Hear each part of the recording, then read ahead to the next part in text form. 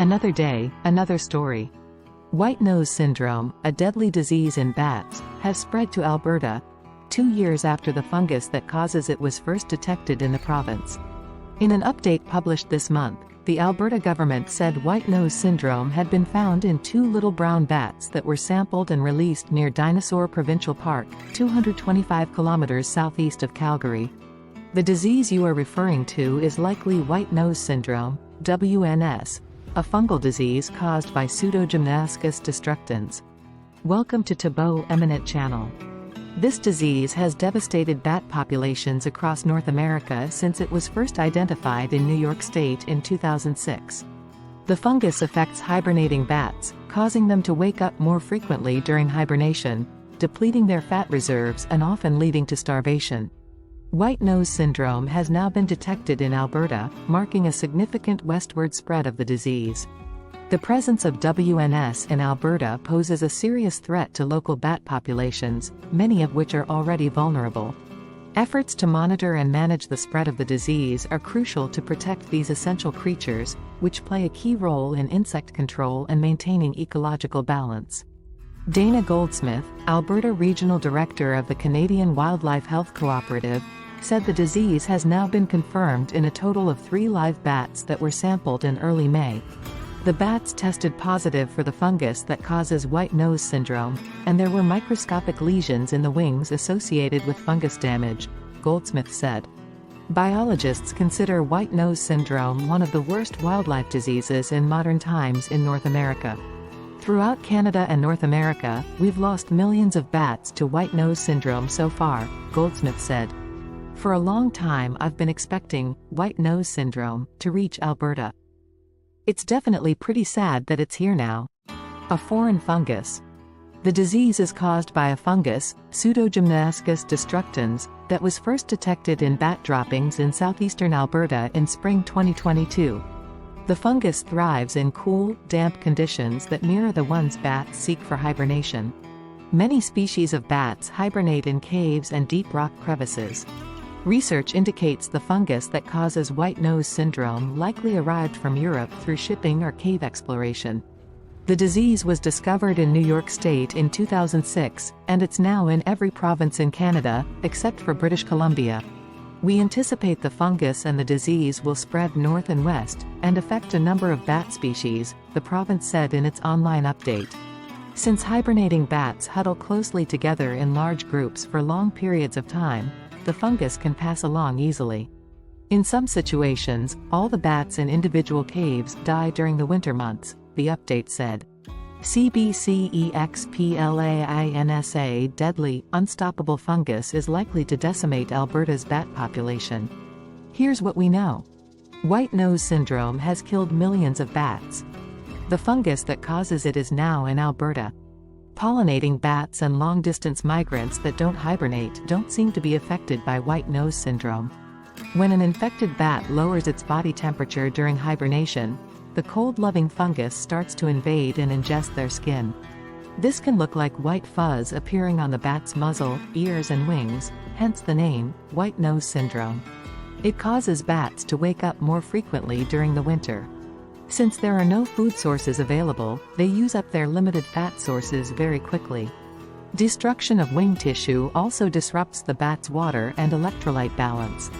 They basically starve to death, said Jordy Seegers, National White Nose Syndrome Scientific Program Coordinator with the Canadian Wildlife Health Cooperative.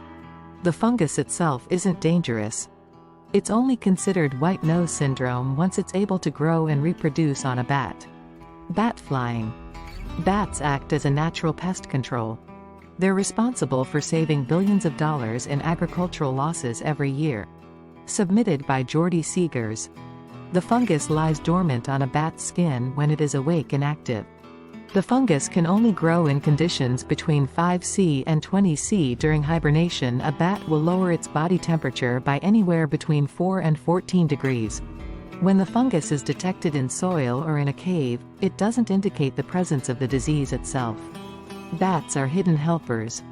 Bats are often depicted in popular culture as frightening creatures that sometimes end up roosting in your attic. It can be easy to forget their importance. They are the major nighttime predator of mosquitoes and other flying insects. A bat can eat its body weight in bugs during a single night's hunt. Bats support unique cave ecosystems and act as natural pest control by eating insects that destroy crops. Seegers said studies in North America have found that bats are responsible for saving billions of dollars in agricultural losses every year. They're providing tremendous value to our communities and to our ecosystems, but they mainly go unnoticed, said Corey Olson, who coordinates the Alberta Bat Program for the Wildlife Conservation Society Canada. What can we do to help? Albertans can support and protect bats in multiple ways. Anyone planning to visit a cave should be well informed on decontamination protocols. Fungus spores can survive for a long time on clothes, shoes and equipment. There's a risk that these spores can be transferred to new places where bats hibernate. In Alberta, it's illegal to enter a cave where bats are hibernating between September 1st and April 30th. The provincial government also recommends that people maintain places for bats to roost, hibernate and forage. Olson said if you have a bat on your property, it's important not to disturb them when it's raising its pup. In the fall, bats will usually leave on their own. To kick them out in the middle of the summer is going to cause mortality of their pups, and we don't want that, he said. For bats that are able to withstand white nose syndrome, we want to ensure that they can survive and successfully reproduce. Researchers raise concerns about health of PEI bat populations. Bat populations have crashed across Manitoba since arrival of deadly white nose syndrome. The next steps are continuing to monitor to see if the same level of die-off that occurred in eastern North America is also going to occur in Alberta, Olson said. It's possible that our bats could be more resistant. It may be wishful thinking at this point. Impact on Alberta's bats. The detection of WNS in Alberta is particularly concerning due to the province's unique bat species and ecosystems. Alberta is home to 9 species of bats, including the little brown bat, Myotis lucifugus, and the northern long-eared bat, Myotis septentrionalis, both of which have been severely affected by WNS in other regions. The arrival of the disease in Alberta could lead to dramatic declines in these already vulnerable populations. Hope for the future. While the spread of white nose syndrome to Alberta is a significant setback, there is hope.